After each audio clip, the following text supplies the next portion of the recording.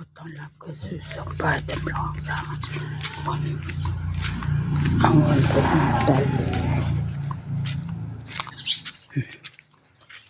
บรรยากาศ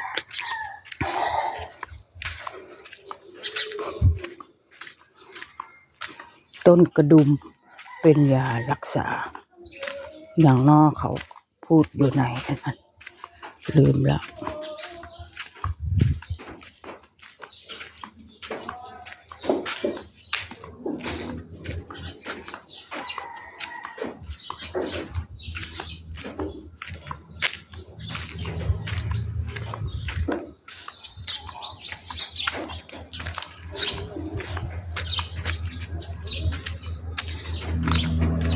บรรยากา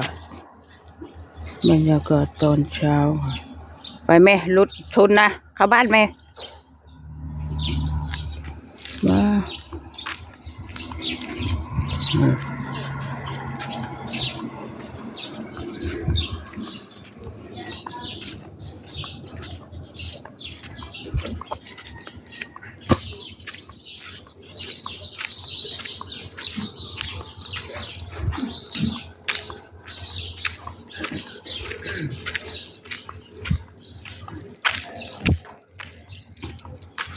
เนี่ย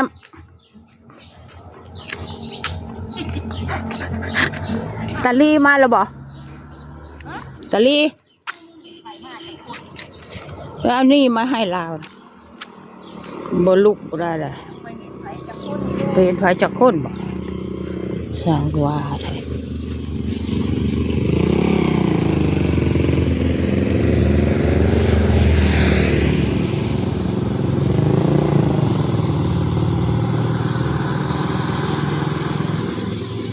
หนาวอ่ะ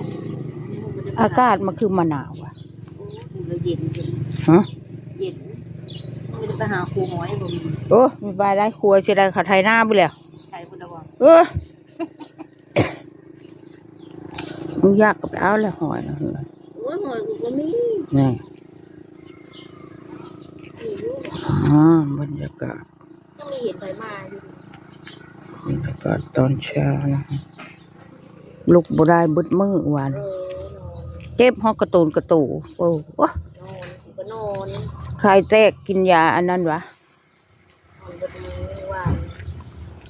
นอนแล้วปานนั้นเพราะว่าจะกินโต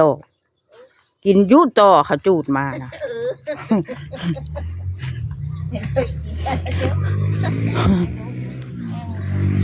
เช้าแล้วมา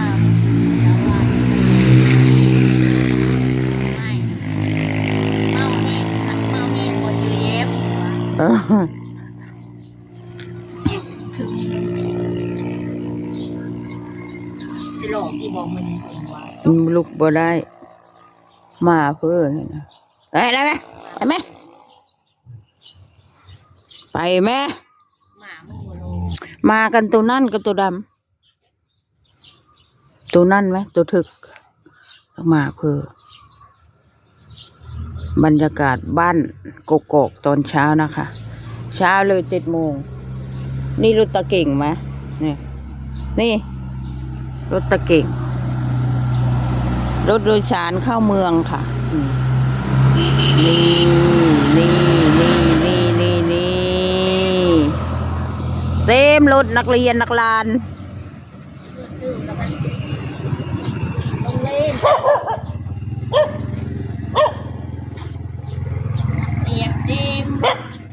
เปิดเทอมแล้วบ่เสมอบ่ขวัญบ่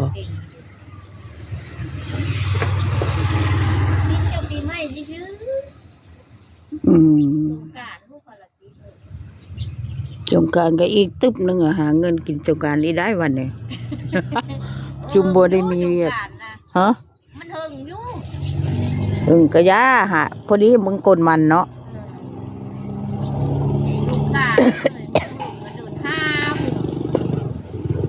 สงกรานต์หาผักหวานได้เฮ้ยหาผักหวานมากินแก้มบ่แกงผักหวาน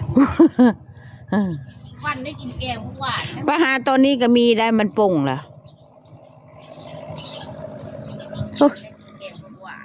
พันได้กินแกงผักหวานได้ชมวังเอ้ยบัดเนี่ย มันวานอันนี้ว่าชมวังมันว่า ยายพี่แย้มกินเหล้าอหย่างว่ามันว่าพี่แย้มกินเหล้าไม่ดูตัวเองเพิ่นว่า ไม่ดูกำลังตัวเอง เมาเจ้าของบ้านก็เหมือนกัน เมามันว่ามันว่าเฮาตรงคนน่ะ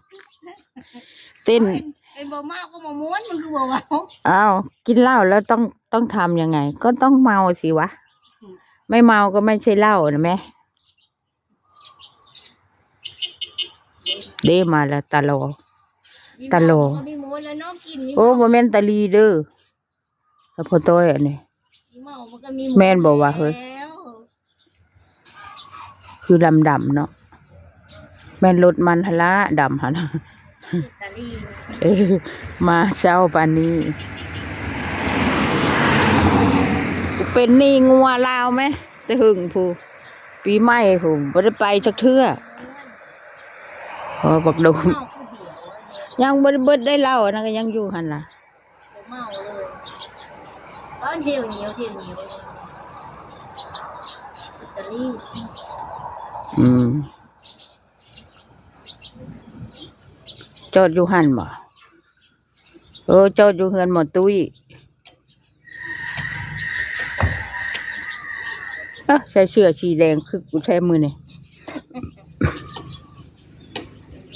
ไม่เมาก็มีม้วนแล้วจุ่มบ้างเดี๋ยวม้วนกำลังแห้งคือเบื่อดีวะเนี่ย อืม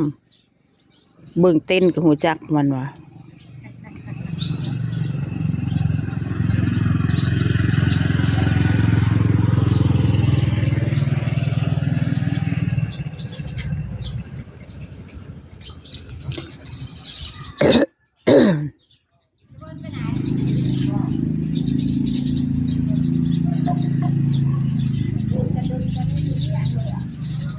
พูดไทยใช่เนาะ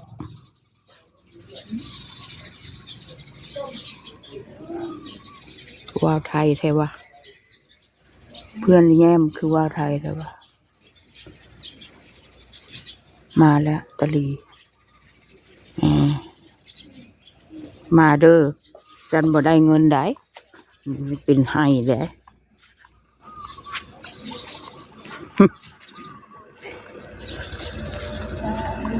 ชาก็พื้นจิว่านี่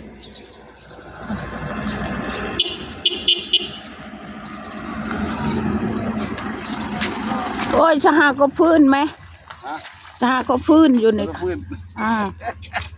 เงินนะ ไปสร้างพื้นมาต้องพื้นคุณนายเอ้ย คืนเด้อนะ เอากะอีหลีไหม แน่นอน ถามพี่แย้มไหม เอายังนี่ น้อยแย้มแล้ว ไอ้ จะเอายัง นี่ครับตัวก็ได้ด้วยนะโจถ่ายนี่ ฮู้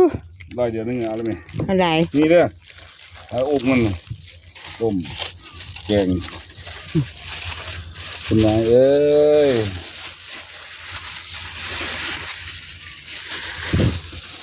เป็น350 อ่า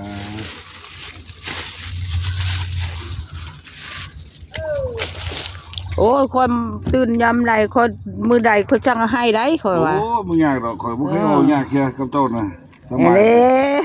ที่บอกเขาไม่ได้ถามหาแล้วคุณนายไปใช้ไม่ได้ถาม ถามก่อนก็เข้าไปให้หูจักเฮือนอยู่ นี่ไม่ได้ถามอีกเพื่อเห็นอะไรก็ได้คุณนายเห็นอะไรก็ค่อยให้ก็ได้ โอเคค่อยยังบ่ฟื้นไหม มานี่ค่ะขอจบคลิปแค่นี้เด้อ